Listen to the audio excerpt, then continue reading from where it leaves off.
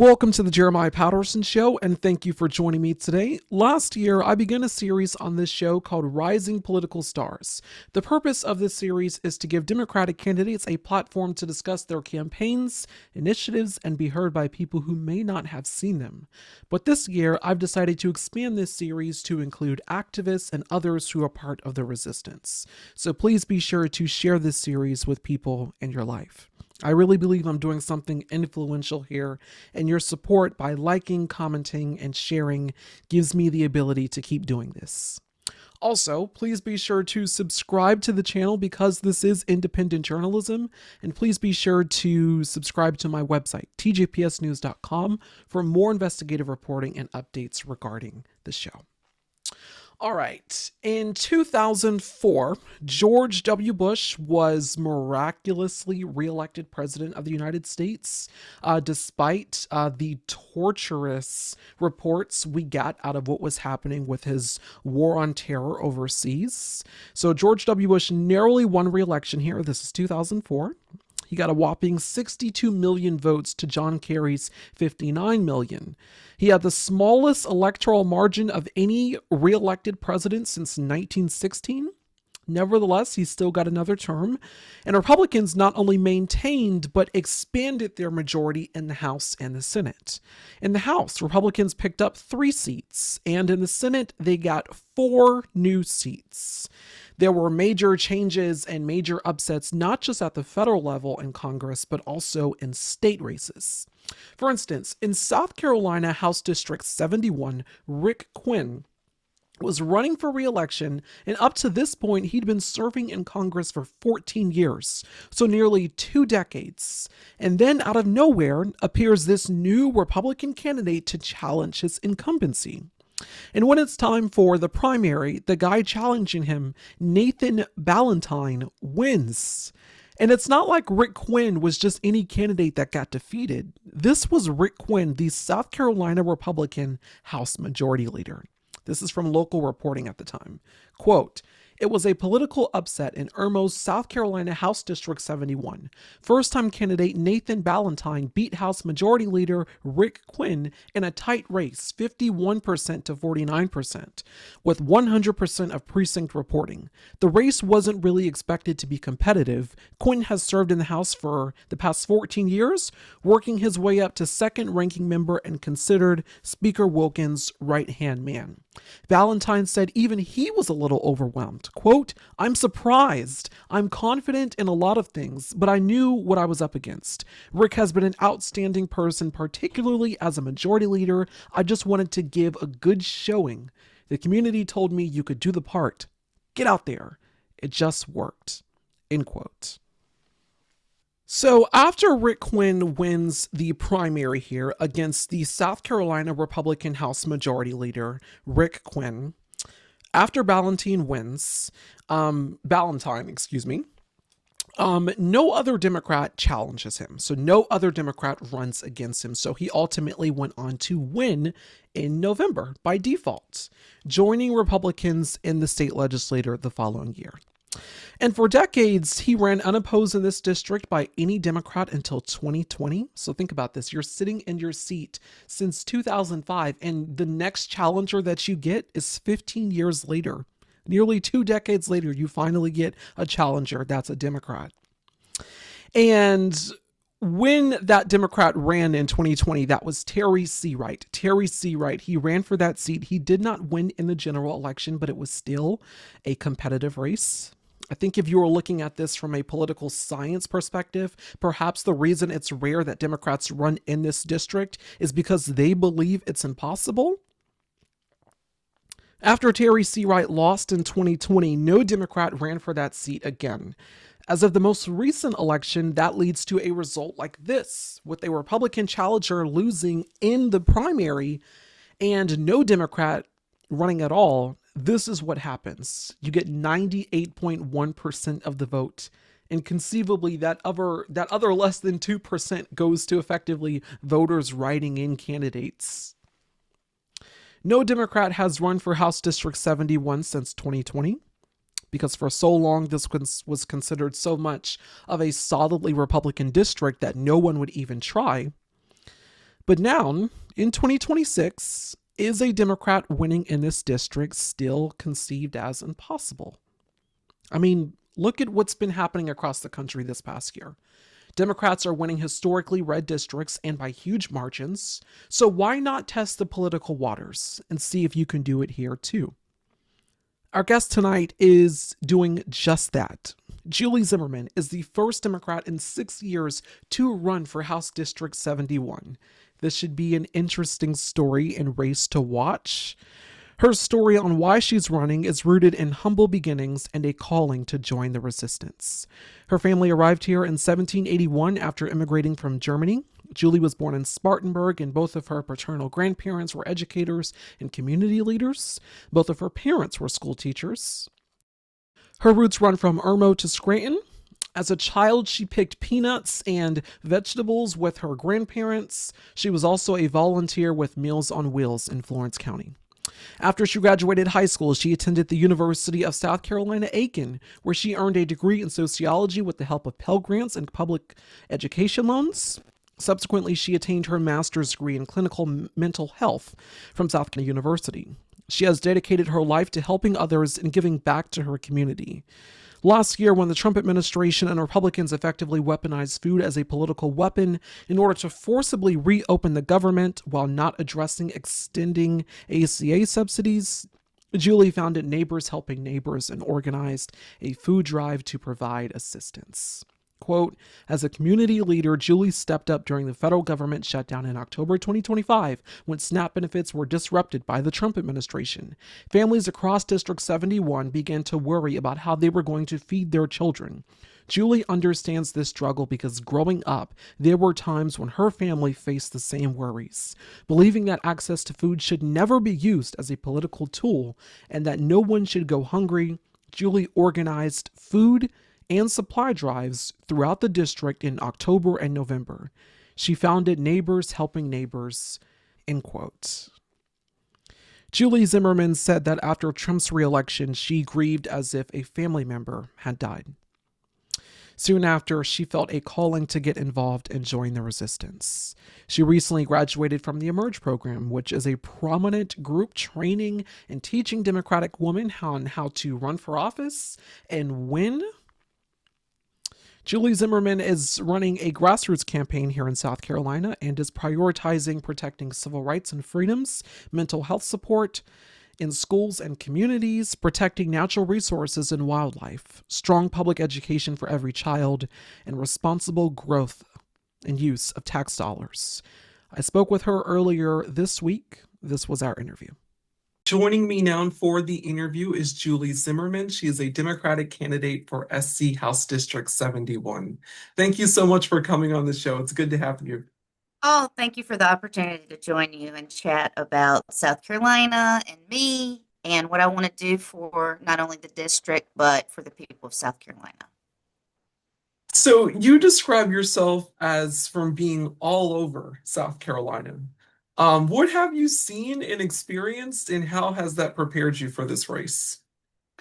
Well, being a daughter of a football coach from South Carolina, that really gave me an introduction to seeing people from different perspectives. Because being a coach, he coached, white kids and black kids. And so I feel like I had an integration into the lived experiences of a lot of different people from different socioeconomic backgrounds. And from my earliest experience, I saw him working with kids from all over the spectrum and treating them like they were his sons. So I was taught from an early age to look at people's character and not necessarily like the color of their skin, even though we need to be cognizant of that, especially as white people in this country. But I was just taught from an early age that we need to meet people where they are and respect their lived experiences. And I was born in Spartanburg. And when I was a baby, I lived in Williston, Union, Lockhart, some small towns folks might not know about. Then we moved to Turbyville. That's where a lot of my family is from in the PD in Florence County, which is right near Clarendon County. Then I lived in Saluda. That's where I graduated from high school. And I went to USC Aiken, then I lived in St. George to Lake City, and I've been in Columbia since 2001. I actually moved to Columbia, the Irmo area, when on 9/11. So I always remember that date. And I just think having experience from all over the state allows me to kind of be able to think about what people from the different areas of South Carolina want. But our value system is the same. And I think we need to get back to looking at what our common values are instead of like going to our individual corners so we can have like conversations with each other. You have said that Trump's reelection caused you to grieve like a family member had gotten into a terrible accident. What were the culminating factors that propelled you to ultimately join the resistance and answer that calling that you were feeling? Well, I think, being a therapist, I kind of see a lot of things that are happening through a cycle of grief. And so at first I was in the denial and bargaining phase and, wanting to like move. I was like, I'm just going to sell everything and move. I'm going to move to New Mexico or Massachusetts, where I can align my values with those that represent me. But then my spirit, and again, I think some of my ancestors, especially my female ancestors, said, whoa, whoa, whoa, hold up. You need to stay here and fight. And you are not a quitter. My dad's voice came in and said, we can do hard things. Quitters never win and winners never quit. And sometimes it's mind over matter and get up and do something. And so through that process, I said, you know what? Should I run for office? And I talked to a friend of mine that has been a political consultant for a long time. And she said, Julie, you have everything it takes to win. And I didn't know exactly what that meant. So before I decided, like, what am I going to run for? I decided I need to get involved and learn more about how to organize and how to mobilize people and inspire people. So I was doing a lot of organizing with 5051. And from the start, I was kind of like the community liaison. So I would reach out to people about speaking and what the topics would be. And then I decided, you know what? I'm really going to get serious about running, but I need to train. So I found out about this wonderful program called Emerge, and I applied and interviewed and got accepted. And we started that in April.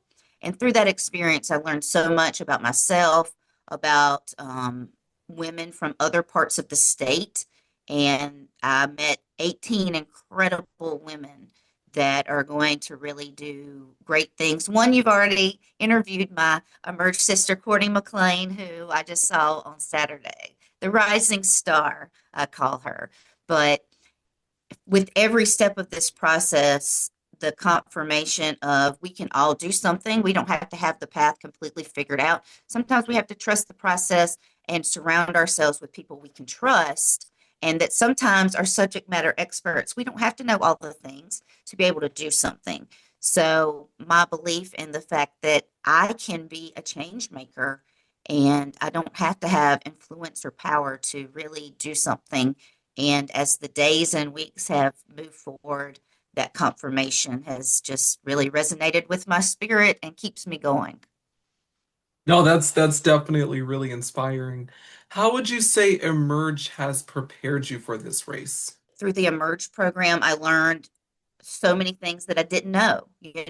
As a first time candidate, I don't know like all the bells and whistles and things that we need to do to run for office. And, I've never had anyone in my family run for office, but I know that it built the skills that I already had. It built those up and those things that I needed to learn, it put those things in front of me so I can take those things step by step in order to make myself a candidate that people are like, I want to find out more about her. And when they do, they're like, oh, she's a real person. And that's another thing I learned, that we don't have to do anything but be ourselves and sharpen those skills that we need to sharpen and learn those things. And also, I learned that through a collective, we can really inspire each other and learn from each other. The things that I learned from the women that I met, and now I'm so proud to call my friends, are things I wouldn't have learned unless I went through the Emerge program with them. So it's a complex issue, but every day it's a confirmation of that's where this really started for me. And there were a lot of good takeaways, and I met a lot of good people, outside of my emerge circle through them, so it's a collective, and that's what I really love. Right now, you are running in a historically red seat. Nathine Ballentine, who's held the seat since 2005, largely unchallenged. The last Democrat to run against Ballentine was Terry Seawright in 2020. Yeah, And his since name is then, pronounced, sorry, it's pronounced Ballentine. So just oh, so, Ballentine, yeah, okay. yeah, yeah. That's the South Carolina way of Ballentine. So the last Democrat to actually run in this district was Terry Seawright back in 2020, and since then there have been no major contenders. If you win, you'd be ending 2 decades of Republican control. How strong is your faith in the mission ahead with that, preparedness and uh, that fire that you've gotten from the Emerge program, and how do you intend to be victorious in this race? Well, again, I'm going to go back to the roots of what I learned watching my daddy coach football and having two daughters and no sons.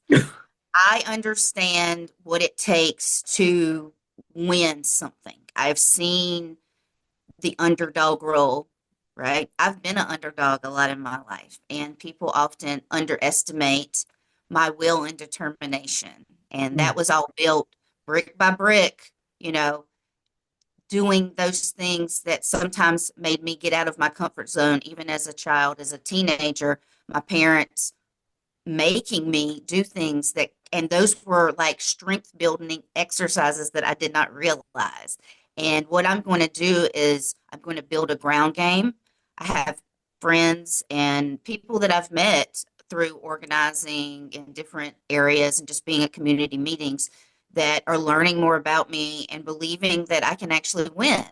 And I believe I can win. And I wouldn't be doing this unless I believe that the district is ready for just a choice, like, a different perspective, someone that may be highlighting issues that maybe have forgotten, maybe were an emphasis at one point, but, in the legislature, they're really focused on bathroom situations and women's bodies. And every committee hearing, every letter I write, every email, every phone call, it seems to be about these things. So I think we need to get back to the things that actually really matter to the whole of, everyone that lives in South Carolina. And I'm going to outwork the person that I'm running against. That's my mission is I'm going to outwork. And at the end of the day, at the end of election day, I know I'm going to like not have any like second doubts of anything me and my team did. And that's definitely along the same lines of what we're seeing in modern times of how um, the newer politicians that are coming into fold are not necessarily from families who have, had huge positions of wealth or affluence in society, or maybe their great grandfather was a politician and now it's just a family line of politics. It's really this grassroots organizing in a way that is very powerful and very inspiring. And also, as you say, it's like everyday folks who really do understand what's happening and how people are having to live. Yeah, yeah. I really think that I also, am doing this to inspire other people. Maybe they don't run for office, but they do something outside of their comfort zone. The first thing my dad told me when I told my family I'm going to run, because of course I wanted their support, and I got that support, but they said, you don't come from any money.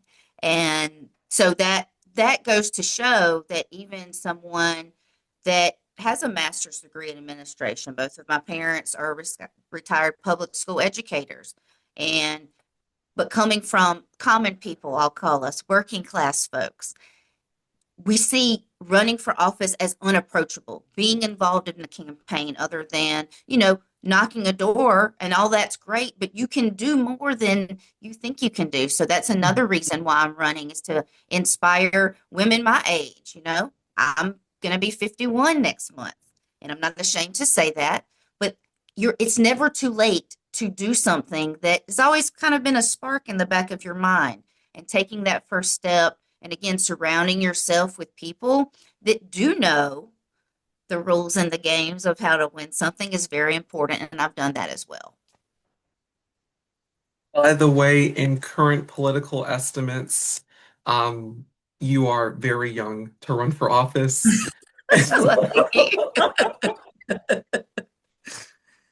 I was like, oh, should I say that?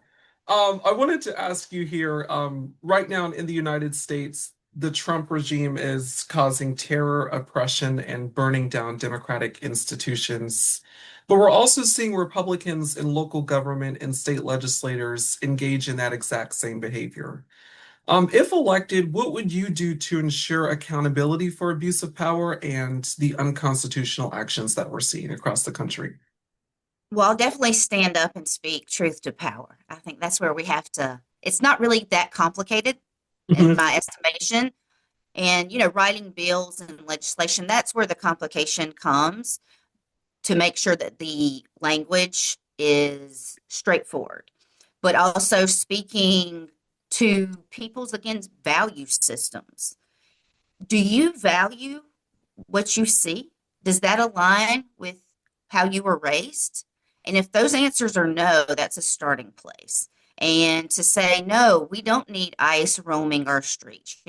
I just organized the first Irmo based protest because we're, 20, 25 minutes from downtown. And a lot of folks haven't had the opportunity to go downtown for whatever reason. And I wanted to say, you know what? We can do something right here. Again, encouraging people that even if you live in a small, small town, there are more of you. And that's why I tell people don't say you're a blue dot and a red, you are, it's more of like a blob. We're like growing, right? And a ripple effect. But I'm going to do everything I can in my power as a leader, not only in my community, but for my district and for my state to say, no, we don't want detention centers built. Yeah. That is not aligning with our values of loving our neighbor. I mean, our state motto is one of them is smiling faces, beautiful places. And, what we're seeing, even in our own state, because ICE is here, but it's not like Minneapolis and Mhm. LA, some of the other areas, but they are arresting people, they are detaining people. And I think it's important that leaders step up instead of listening to special interest or worrying about their next election. Are you really worrying about the people that may not live beside you, but your child may go to school with a parent that is worried, right? And I want to be that truth to power voice from start to finish, and that's what I intend to do. As you do say here, right now we are witnessing ICE function as a violent wing of the government, killing American citizens, haunting immigrants, and seemingly doing so under the false guise of full immunity, which they do not have. What's your perception of the violence and the horror that we've seen across the nation, but also the remarkable resistance to that? The violence and just the terrorization of not only our immigrant communities that are primarily black and brown. It's interesting they're not going after the white immigrants, but that's maybe a Yeah. different topic for a different day. But just to see that, it reminds me of those moments in history that I wasn't alive for. So when Renee Good was executed, I was talking to a friend and I said, does this feel like Kent State? Does this feel like when we saw them unleash dogs and they unleashed the hoses on people in Alabama, or we Mm. saw John Lewis get beat to the inch of his life on the walk across that bridge? Is this the moment? Are these the moments? Is that what it felt like to experience those things? And now, since we're such in a 24-hour cycle and people are streaming live, like on TikTok and different things, and really making sure that the narrative on legacy media is not we can share with people that may not watch the news, like, hey, did you see this clip? And so I think it's a collective. And I think of it as like a woven Afghan, again, back to my Southern roots. it's an Afghan and it's a story that we're weaving as people that, again, may not agree on everything, but there's shared values of people should not be able to just knock on people's doors and bust through them. That's against, many amendments, and they don't have, immunity, and there are state charges. And I think the more people see that, the more people are waking up. And we need more people to say, okay, I'm uncomfortable with this, but how am I going to do that? Again, it may not be running for office. It may be providing mutual aid. It may be getting trained to be part of the resistance. And so my plea and encouragement to anyone that's watching this that feels scared, it's okay to feel scared, but fear is a choice. FDR told us that. Go back and listen to that fireside chat. It resonates with what we have to do today as Americans, because what folks saw back then, they had to go across the pond to confront. The pond has come, that has come to our country now. It's inside of our country. And we can do those great things that, our forefathers and fore grandmothers and all of those people that came before us did. We can do hard things. We can do brave things. And nothing has ever happened in the history of humankind without someone being scared, but also doing something. That's what bravery and courage means. I think when you talk about that there, I remember it was former Vice President Kamala Harris a couple months ago speaking about how fear is contagious, but also courage is contagious as well. And it's not to say that you're not afraid or horrified by what's happening, but being horrified or afraid of what's happening, but still going out and resisting in spite of that. Yeah, I mean, when I watched Alex Preddy, that Saturday morning, I really had to stop and reflect and allow myself to feel those feelings of grief. And another thing that I think is very essential in to build that resistance is to let yourself feel those feelings, those anger release activities that aren't violent, right? But it may be, listening to music really loud and screaming in your car. I will definitely suggest those things that I teach my clients and do every day, but we have to be able to sit with those uncomfortable feelings and allow them to go, what can I do with this? Do I need to call a friend? Do I need to make a community meeting? Do I, what do I need to do? Do I need to call my legislature? Do I need to do all three? But we need to be able to sit with that uncomfortableness and let that guide us into action instead of just sitting underneath our covers, because that's not doing anything but allowing the forces of darkness to win. I think that's definitely a good example of proactive resistance. Yes, yes. That's what I'm all about. Right now, and as you say, state legislators' priorities are definitely skewed and lots of different things are being analyzed, but nothing that is really prioritizing South Carolinians. We're seeing abortion rights that are heavily under attack in the state right now. Last year, state senators rejected a ban that would criminalize abortion and threaten jail time for women who could not prove they had a miscarriage. This year, Republicans are back at it, considering a bill to further restrict access, including proposals to ban abortions, punish providers, and potentially move toward a total ban.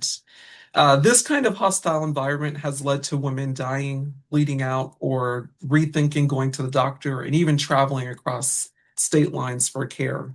I wanted to ask you this from a bit of a personal perspective because I know how I felt after Trump's reelection, and I thought about it not from the perspective of me, but really from the perspective of women everywhere, and especially like, the little cousins that I have in my life that are going to grow up to be, of course, um, women, of course, as well. But I guess my question for you is, as a mother, knowing that you do have a daughter, knowing that your daughter is growing up with far less rights than you had growing up, and also your mother and your grandmother.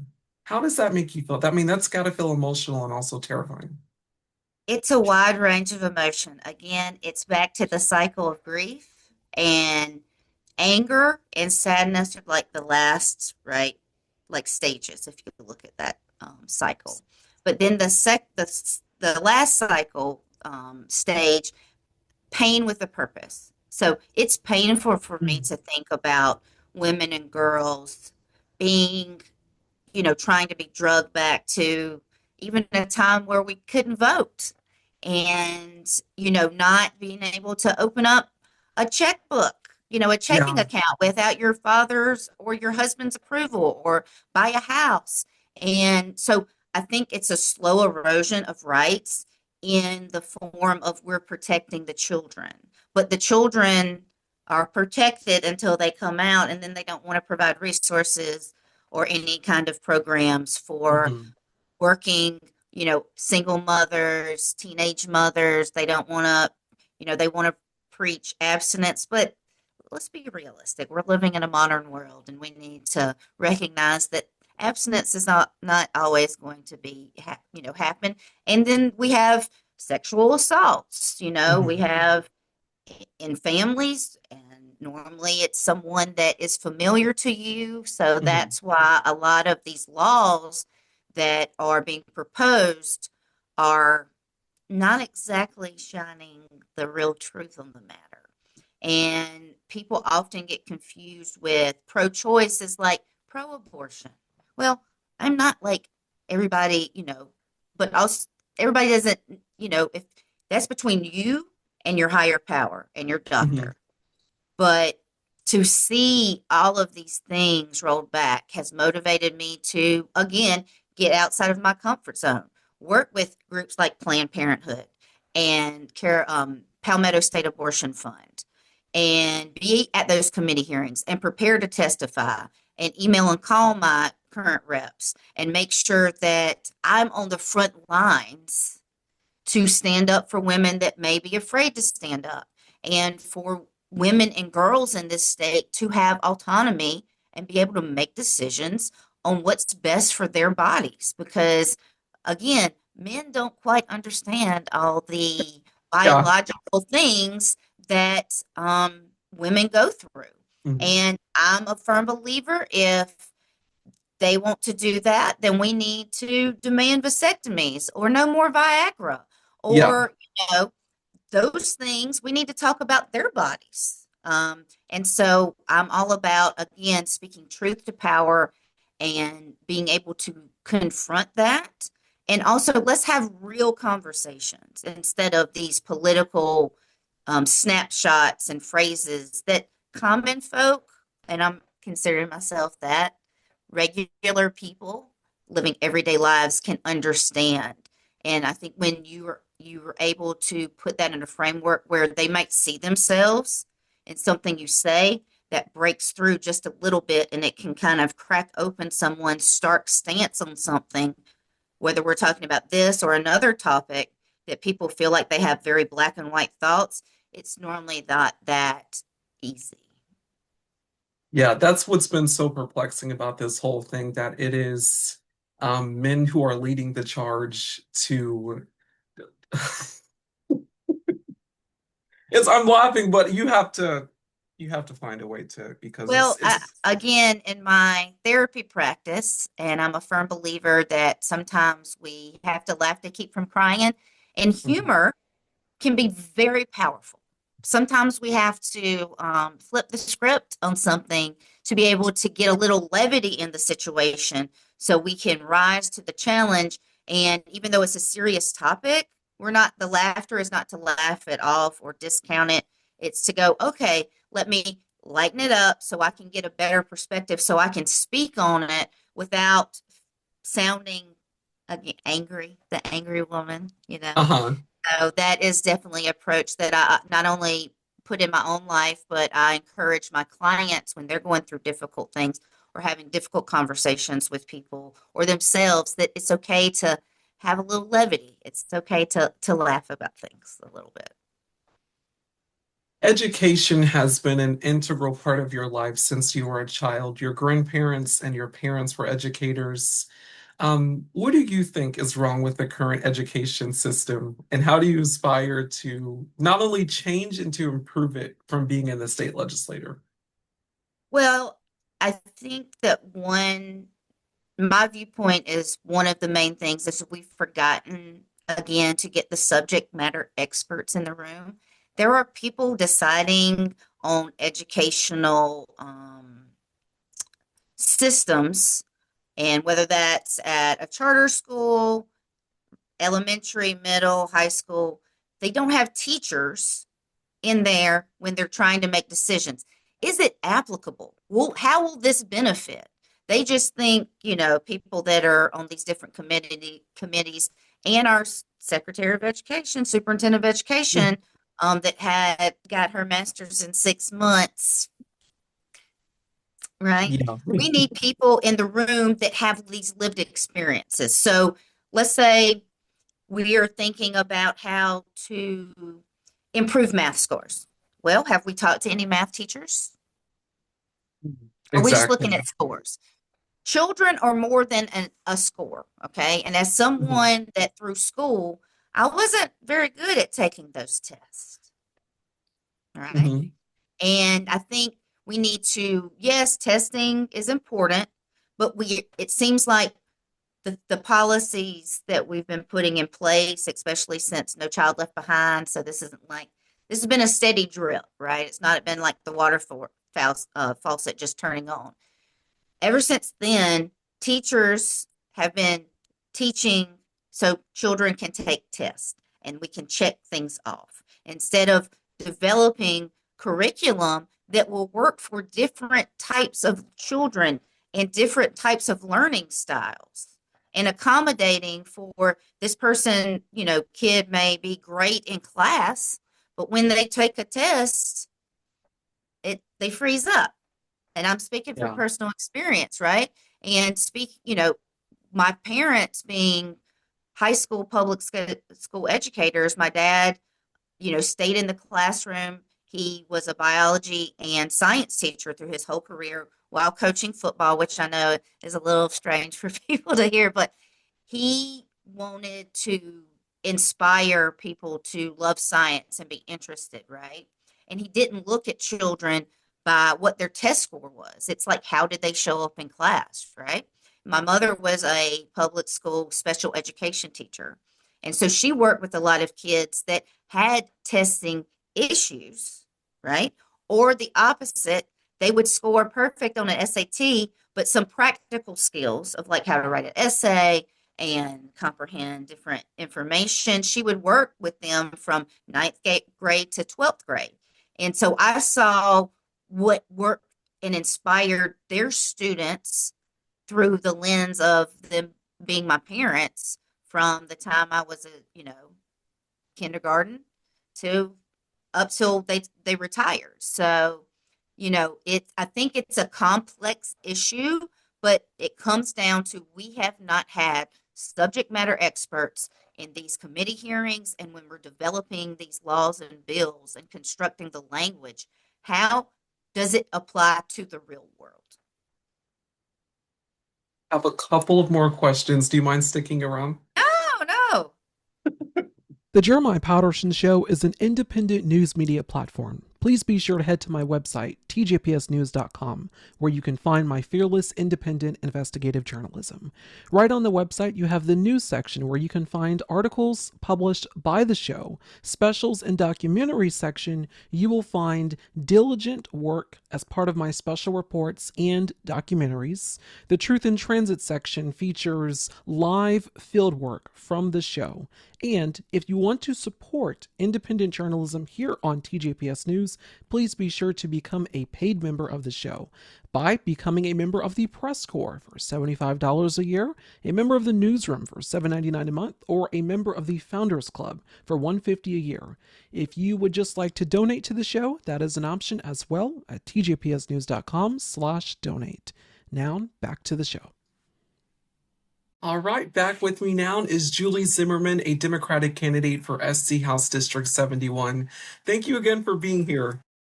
Thank you for having So, right me. now, we are in a revisionist history era and also an era of parents' rights. Republicans have launched a war on Black and minority history by removing slavery plaques, attacking museums, and seeking to alter the contents of them. Being that what we're seeing is rooted in white supremacy here, what steps should be taken to protect history, but also with revisionist history and overt parent control to keep parents out the classroom because teachers are now feeling afraid to do their job? I think it's simple and complex at the same time. I especially with I'll speak because I'm a white lady in the South. I'm from South Carolina. I think people that look like me are sometimes afraid to confront the hard history that Black folks already know. You, I mean, I saw that with growing up and hearing stories just like on the practice field, hearing my dad talk about things, not being afraid to broach topics with me and my sister that were sometimes difficult, but also my parents always felt like it was necessary for us to understand real history. And that makes a lot of white folks uncomfortable. But the uncomfortable parts, and again, that goes back to my therapy perspective, is that it's okay to be uncomfortable. And a lot of times when we get uncomfortable with hard truths, things that we need to know as white people make us grow. And I think when we look at parental involvement, yes, there needs to be parental involvement, but teachers need to be allowed to teach real history because there's a quote I learned in going through high school and middle school and elementary school. If we don't know our history, we're doomed to repeat it. And in order to really heal, and I'm speaking for South Carolina, heal some of the racial issues, it's going to have to start with people that look like me. Because it's not Black and brown people's job to teach us history and to do the work for us. We need to be in spaces with each other and talk about things that may be difficult and hard to swallow and hard to take. And, well, I didn't do that, or, that doesn't apply to me.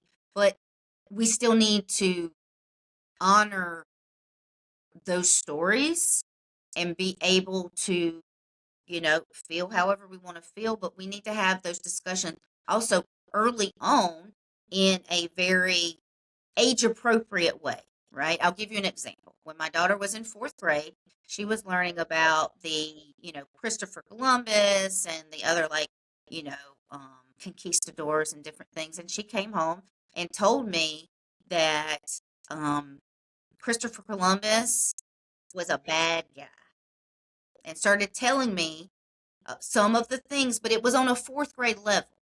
I mean, it wasn't like the graphic things that we know happen, but it was on a fourth grade child's level that they can understand the real history. And so I think there's ways to teach real history. And she wasn't damaged by understanding how slavery worked as an economic system. She had a project in fourth grade that made her see things from the other person's perspective. And at no point did that damage my white child or anything like that, or did I get upset. I accompanied her and I allowed her to ask me questions. And that brought about a greater understanding, again, as a white child growing up in South Carolina with the history that we have. And I think the more that we, again, I'm just going to speak from a white person's perspective, can say, hey, yes, I do have privilege. That doesn't mean my life has been great. I've still had struggles, but I know when I walk out of the door, I am footsteps ahead of any female that doesn't have my skin tone. That doesn't mean I still don't have to work hard, but people look at me different. I mean, I just know that. And the older I've gotten, the more deconstruction I've done on, me being a white Southern cisgender lady. And I think it's important that we use our platforms to speak to those in our own communities. So that's something that I definitely want to speak on about how we can really teach history in a way that's age appropriate, depending on the grade. And we can include parents. Let's not be afraid of the real history, because again, in Black homes, that history is taught because it's a requirement in order as a protective mechanism too, to understand how people were, and it's very easy to slip back into that. Again, if we don't know our history, we're doomed to repeat it. And so us as white folks need to be able to have those tough discussions with our children on an age appropriate level. And that means we need to allow teachers to teach real history. And when your child comes home with a difficult question, that's an opportunity for you to go, you know what? I've never heard that. Let's look that up, instead of going, oh my God, my child knows that. And I think it's a very reactionary way to go about teaching things. And again, I'm a proactive person and I'm about speaking truth to power. And sometimes in life, that means bringing about some uncomfortable topics. But again, my uncomfortable topic is someone else's lived experience. So it's my job as a person that has some sense of privilege and knows that, to be able to say, I'm going to use that privilege to be of service to my community. And that means everyone.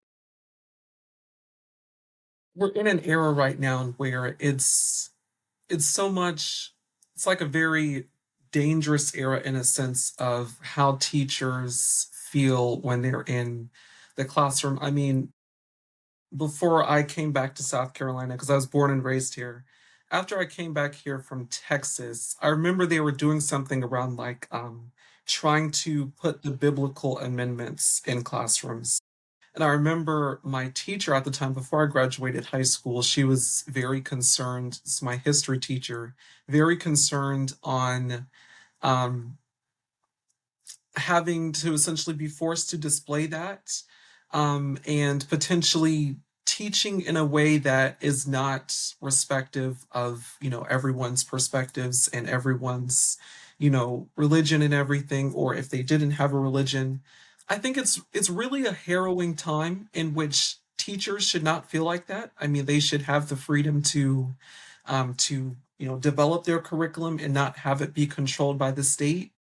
But we're also in this period where we're seeing, charter schools and voucher programs, and it's more so controlled not just by the state, but also by corporations who get to dictate what your children are learning.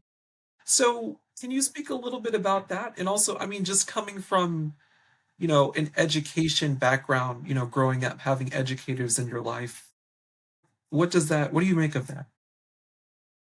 It really kind of breaks my heart that we have corporations. I mean, we've always had corporations, people that write textbooks and things like that. But a lot of times, my teachers growing up, we didn't really open that textbook unless it was like a math subject, right? Where it's like science based and different things like that.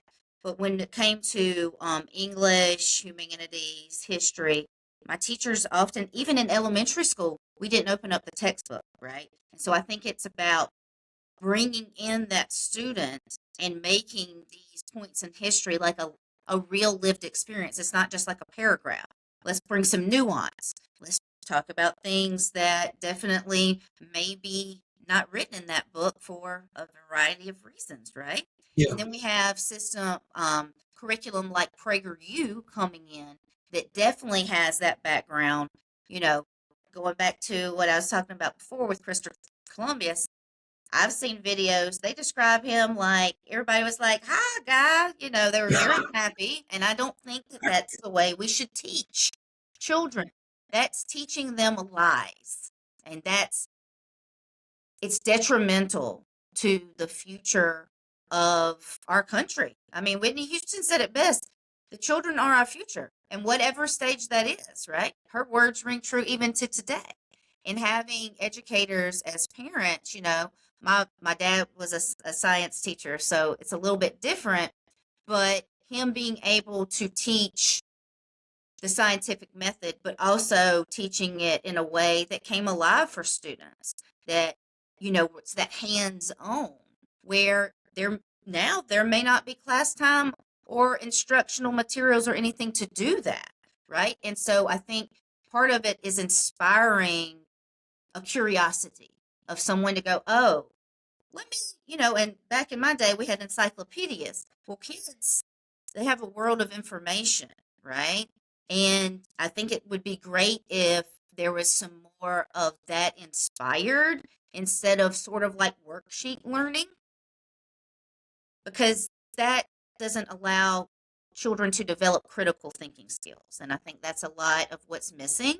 And we see that in adults. And we need to bring more of that passion back for learning. And teachers already have that passion to teach, right? They're not doing it because they get paid the big bucks, right? That's another thing we need to focus on, is like raising teachers for their like Yeah. value and years of service more than they already are. But we need to allow teachers to teach within a framework, but everything cannot be identical, because teachers are not identical. They're not robots, and children are not identical. So sometimes you're going to have a class where something might work. You might have a couple students where you have to change your approach.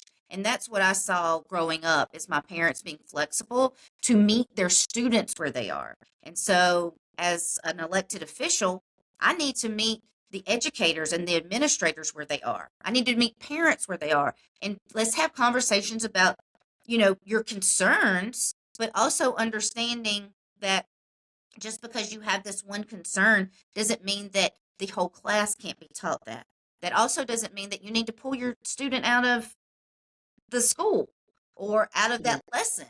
That let's just give it a chance, and then let's have another conversation. And it's okay that your child may be hearing something that is uncomfortable. Again, it goes back to us being willing to have those uncomfortable conversations and trusting teachers that they have instructional authority to teach what they need to teach. And that doesn't mean it's going to be like a checklist, because do we want checklist kind of people out in this world? And again, with the rise of AI, we need to have those critical thinking skills. We need to have those children to develop those skills to go, I heard that, but let me be curious about that. Let me ask questions.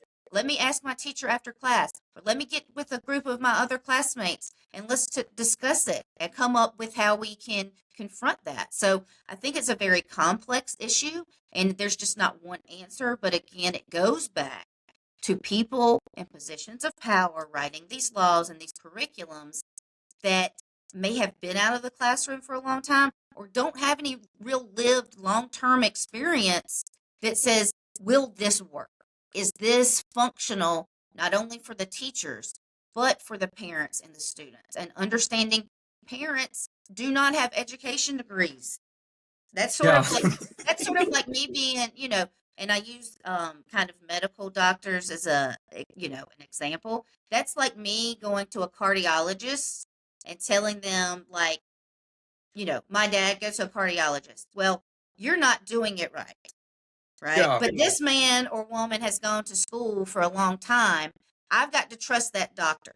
So when people are thinking about, like, I don't want this or I don't want that in school, it's like, are we talking to the teachers? Or are we listening more to people that don't have any kind of expertise in whatever we're talking about? So again, it goes back to getting teachers and administrators in rooms where decisions are made, and electing more people that align with that value, that openness of, like, you know what? I don't know what that's going to look like, but I also know that we can find gray areas to work together. What are the top pressing issues you've been hearing from voters since you've launched your campaign? I know you're pretty acclimated with the community. Of course, you've been here for years, and you also founded, I believe it's Neighbors Helping Neighbors. So Yeah. you're very acclimated with the community. You're not a stranger to them. It's not like you're this random person that just moved down here and like, oh, I'm running for Congress. Please Right. vote for Uh-huh. me. So what have you been hearing from community members, and is there excitement about your campaign? The few things that I've heard from voters. And again, my campaign is compiling more information, and every day we're hearing from more people, and that's going to inform what the depth and breadth of things I'm going to be talking about, and maybe changing focus a little bit. But conservation, because we have some overdevelopment and poor planning of infrastructure, and are the infrastructure, where's the infrastructure money actually? We know where it's coming from, the penny tax and some of Joe Biden's infrastructure bill. Okay, people forget about that. They want to Yeah. take credit for it, and I'm here to make sure that people understand that some of the road construction they see around here, you know why it's getting done? It's because the money was sent from Washington, and Joe Biden actually did something, and it wasn't like 2 weeks from now, right? So I'm hearing a lot of conservation, overdevelopment, land use, concerns about data centers, because in South Carolina, and particularly this district, it's very rooted. It used to be very rural. Like when my Nana grew up here, like the road she grew up in was a state road. Like it was dirt road. And I remember it not having a name when I would come and visit my great grandmother on Kennerly Road. Anybody from the district knows Kennerly Road. But keeping progress, but being responsible with that, right? We don't cut down trees to put up a parking lot, right? Are we reusing areas that are already zoned for certain places instead of selling land to do the same thing, right? How are we working and listening to communities about hunting and fishing, right? It's big. It's a big thing, no matter really where you come from. Now, I didn't grow up in a hunt and fishing family, but I really like some venison and some good fish fry, right? But so we need to have water for deer and wildlife and fish to be able to live their lives and reproduce. So when people want to go bow hunting or hunting with a rifle or whatever else they hunt with, there needs to be those things in place, those natural resources that data centers will suck the lifeblood out of, communities like this, and also raise our electricity bills. So pricing, no matter if it's a, working class family in their 20s or 30s that are just kind of starting out, maybe bought their first home, or someone that is retired and maybe also well to do, right? But they're still concerned about how it affects their community. And Social Security, as someone that's approaching Social Security age, I hear that. Like, how, is that stuff going to still be there? Those programs that are enshrined, they've been promised to us that people my age have been paying into. I've been paying into it since I was 14. So I'm hearing that. I'm hearing our freedoms, that we've talked about before, being ripped away, those constitutional rights at the federal level that are kind of also being like, they're miniaturized into South Carolina politics, so it's kind of a reflection. Women's rights, voting rights, those are some of the things that I've heard that also were things that I kind of wanted to focus on anyway. So it's a good validation that just me being a part of the community and just having conversations with my neighbors, I'm like, okay, I'm aligned with what they're saying and their concerns as well. So What do you make about what's happening right now in Washington, D.C., in regard to the administration's stalling and sort of gaslighting when it comes to the Epstein files and all that's been done around there? I mean, I know Congress has passed, the Epstein Files Transparency Act, but the administration is really uh, going very slowly in terms of trying to release the files, or saying that certain people are not in the files and this has all been a hoax. What do you make of that type of lack of transparency and accountability within government? it comes back to my role as a therapist and hearing trauma stories almost on a daily basis. We need to believe victims, because oftentimes I hear stories of people that I treat that they weren't believed. And again, it goes back to sometimes things are uncomfortable for us to believe those things actually happen. But the things that I've read and the stories I've heard, we need to believe that that stuff actually happens. Because, again, who would make those stories up? I mean, people write stories like that. We have writers like Stephen King and stuff, and he writes fantastical, horrifying stories, right? And this is not a story. This is someone's lived experience. And they also were not women. These were children. And just because someone's 16 or 17 or 18 doesn't mean that that's not traumatic. These are not adults. Even a young teen, an 18 or 19, 20-year-old, our brains are not fully formed in our prefrontal cortex till we are 25 at least. And so these traumatic experiences for these children and then very young adults, including boys, need to be believed instead of people, again, protecting those in positions of.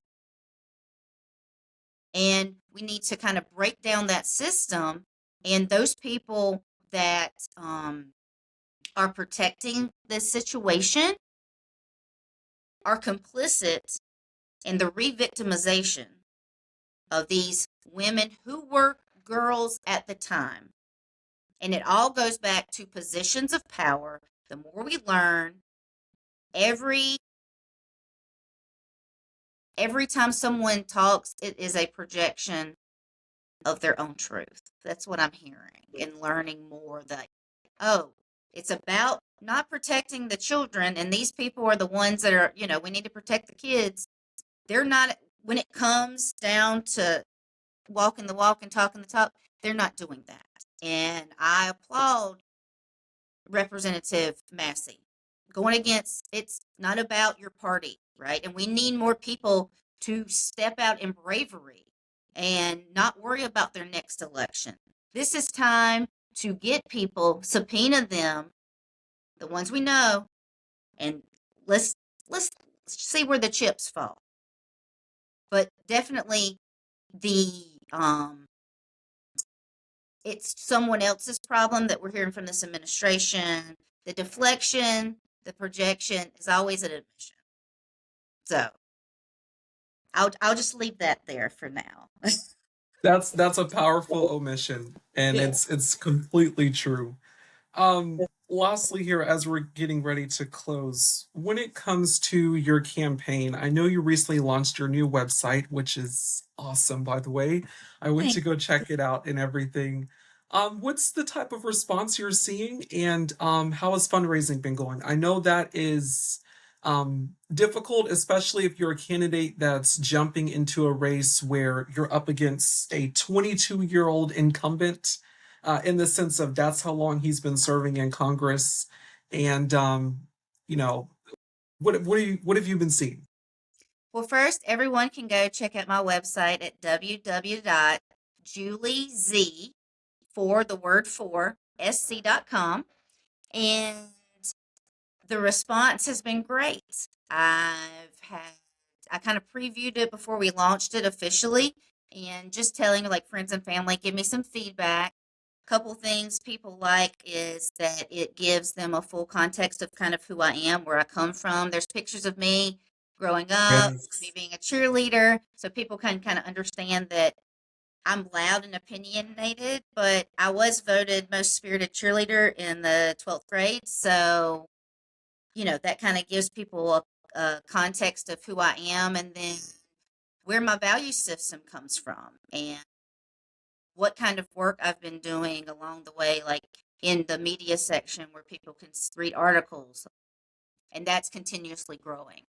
But also, let's focus on what are the issues. And so I wanted like a well-rounded website. I want us to be very intentional about how we can add things. It's not concrete, but I wanted people that didn't know me or just knew me from, some of my protest work or resistant work or work at the State House or community meetings or just acquaintances to go, oh, I didn't know this about Julie. Well, this is interesting, right? And so people understand that I come from a working class background of helpers, and that people also understand that I am kind of South Carolina.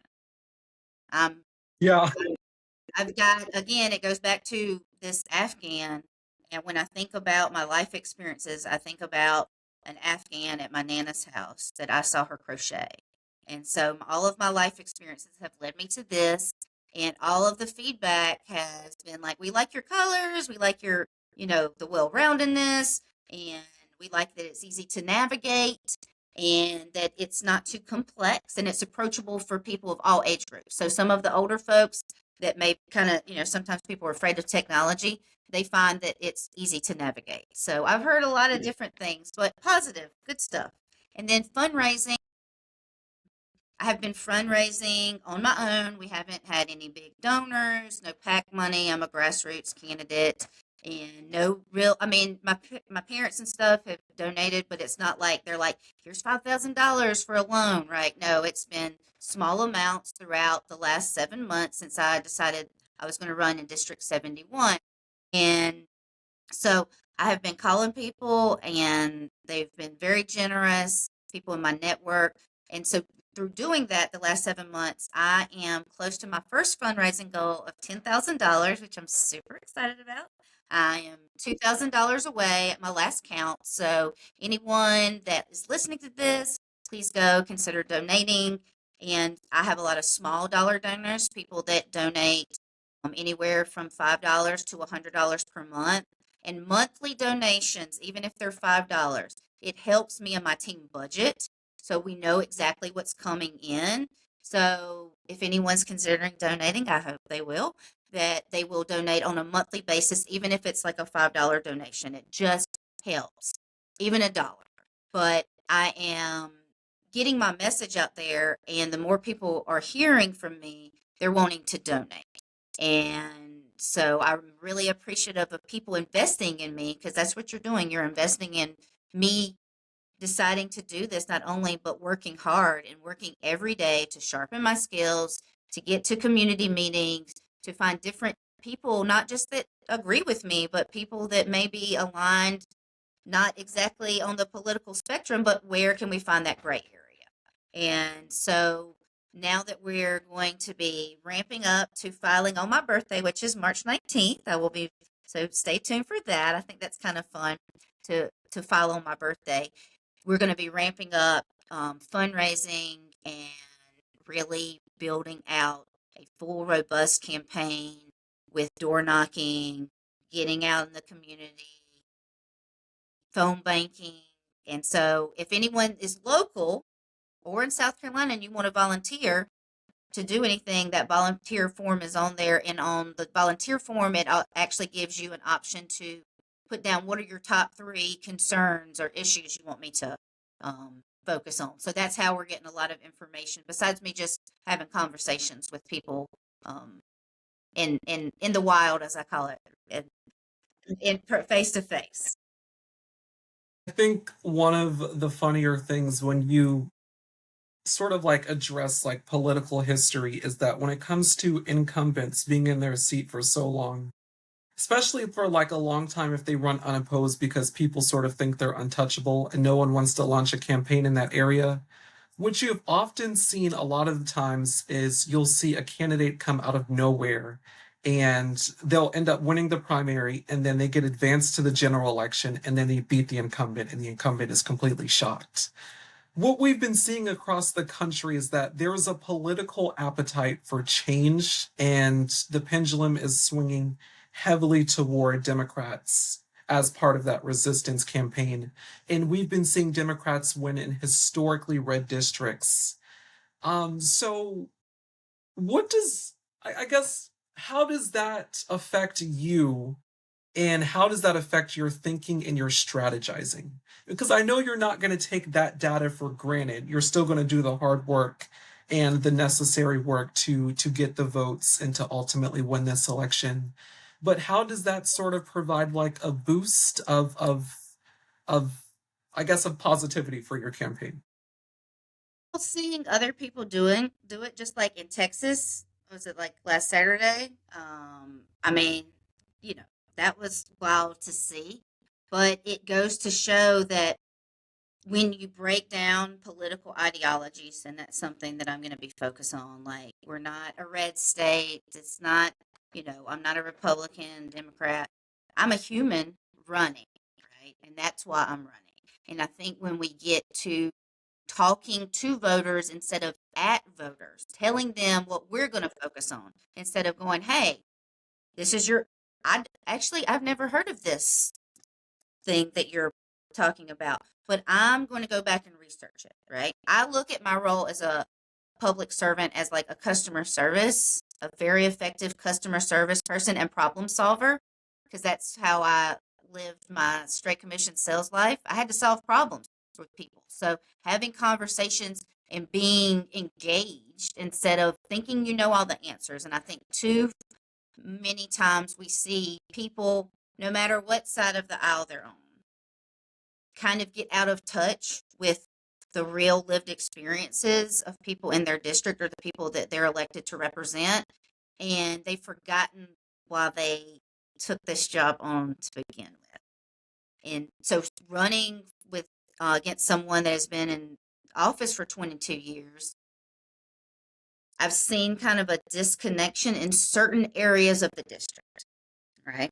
And so I want to be approachable to everyone, and I want to be concerned about the things that they're concerned about, and that also a lot of times align with what I've seen in my own lived experience. And I will say that the District 71 is the only red seat in all of Richland County.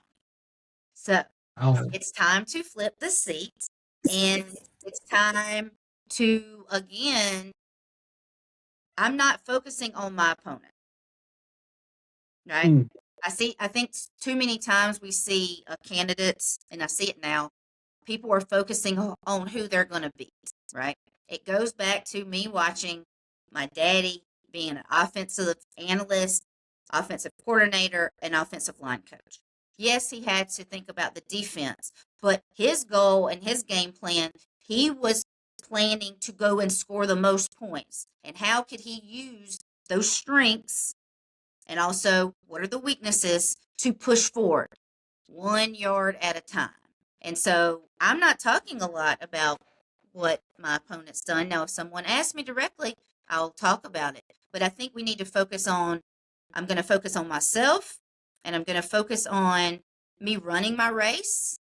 And that's going to be informed by my volunteers, the people that are going to support me, and growing that coalition, the people that are willing to go, okay, well, he was okay back in this, but I haven't been real happy with him. So I'm going to give you an opportunity. So I'm just asking people to give me an opportunity and know that each day I'm working to, again, sharpen my skills to get out in the community and fight to speak truth to power, because we need people at the State House to speak truth to power and fight back and make sure that not only District 71 is representative, but all of South Carolina.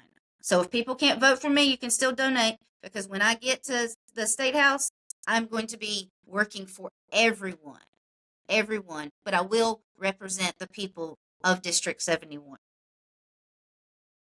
Once again, my guest is Julie Zimmerman. She is a Democratic candidate for SC House District 71. Thank you again for coming on the show. I really appreciate it, and Godspeed with your campaign. Well, thank you so much. I appreciate the time and giving me the platform. And I'm looking forward to getting a lot of great feedback. And again, I appreciate you giving me the opportunity to speak. Thank you everyone so much for watching this episode here on the Jeremiah Patterson Show. Please be sure to subscribe to my website, tjpsnews.com, to support independent journalism.